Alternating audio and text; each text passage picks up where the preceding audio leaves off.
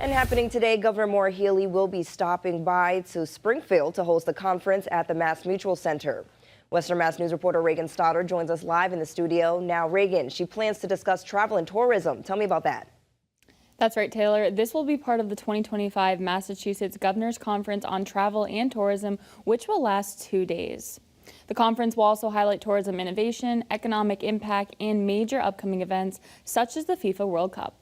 Many tourism professionals, industry leaders, and state officials are expected to be in attendance, like Undersecretary Sarah Stanton and John David, the president and CEO of the Sports Events and Tourism Association.